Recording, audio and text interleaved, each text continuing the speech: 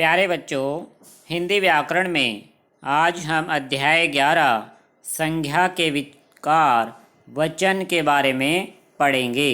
वचन, जिसे अंग्रेजी में नंबर कहा जाता है, और नंबर का अर्थ होता है संख्या। तो वचन का क्या अर्थ हुआ? संख्या से। तो संज्ञा के विकार, विकार का मतलब पहले भी बताया था, जैसे परिवर्तन, यानी संज्ञा शब्दों में परिवर्तन हो जाता है वचन के आधार पर, इसलिए इन्हें संज्ञा के विकार भी कहा जाता है, क्योंकि ये संज्ञा शब्दों में परिवर्तन कर सकते हैं। तो वचन के बारे में पढ़ते हैं आज कि वचन संज्ञा की संख्या का बोध कराते हैं, क्योंकि वचन का अर्थ ही क्या होता है? संख्या से।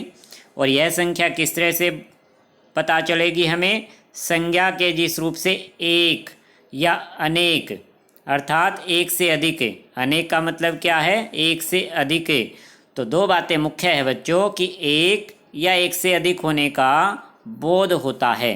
बोध यानी हमें ज्ञान होता है, तो वे वचन कहलाते हैं। यानी शब्द के जिस रूप से बच्चों उसके एक या अनेक होने का बोध हो, उसे वचन कहते हैं।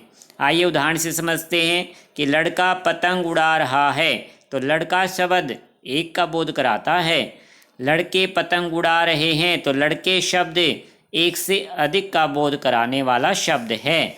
तो इसलिए ऐसे शब्द जिनसे हमें उनकी संख्या का पता चले, तो उन्हें वचन कहा जाएगा। तो इस तरह से संज्ञा में परिवर्तन भी हो गया।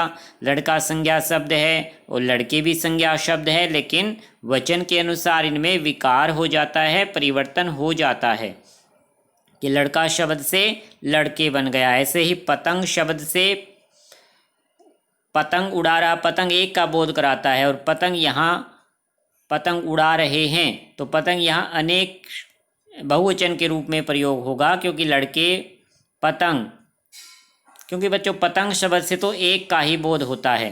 तो पतंग शब्द एक वचन में प्रयोग हुआ है दोनों वाक्यों में। पहले वाक्य में केवल लड़का शब्द का रूप बदल गया, लड़का से लड़के बन गया। आइए दूसरा उदाहरण समझते हैं कि एक घोड़ा दौड़ रहा है, तो घोड़ा शब्द क्या है? एक का बोध कराता है, एक वचन है। अनेक घोड़े दौड़ रहे हैं, तो घोड़े शब्द क्या है? एक से अधिक का बोध कराते हैं, यानी हमें इसकी संख्या का पता चल रहा है। तो संज्ञा शब्दों की संख्या का जब पता चले तो उसे वचन कहा गया है। अब इस आधार पर बच्चों वचन के दो भेद बन जाते हैं, क्योंकि एक का भी बोध होता है और अनेक का। तो इस तरह से वचन के मुख्य रूप से दो भेद हैं, एक वचन और बहुवचन। नाम से भी पता चलता है बच्चों, एक वचन यानी एक संख्या का बोध, और बहुवचन, बहु का मतलब होता है अनेक, यानी एक से अधिक संख्या का बोध होता है। जिस शब्द से किसी वस्तु, व्यक्ति, प्राणी या स्थान के एक होने का पता चले, मेन बात क्या है? एक होने का पता चले। वस्तु, व्यक्ति, प्राणी, स्थान क्या है? हमारे संज्ञा हैं, कि जिन शब्दों से हमें संज्ञा के एक होने का पता चले उसे एक वचन कहते हैं। जिस शब्द से, उदाहरण है इसके लड़का, माला, पुस्तक, कपड़ा, इन सभी से क्या है बच्चों? एक संख्या का बोध होता है।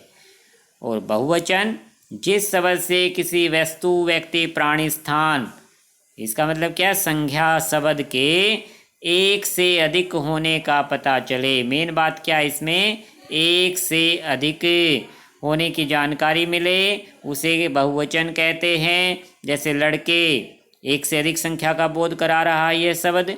मालाएं, पुस्तकें, कपड़े, कमरे, घड़ियाँ, कुर्सियाँ, इन सभी शब्दों से बच्चों हमें उनकी एक से अधिक संख्या होने की जानकारी मिलती है, इसलिए ये क्या कहलाते हैं? बहुवचन कहलाते हैं। तो आज आपको यहाँ तक रिवाइज करना, वचन की परिभाषा और उसके दोनों भेदों की परिभाषाएं उदाहरण सहित याद करनी है। अच्छा बच्चों, धन्यवाद।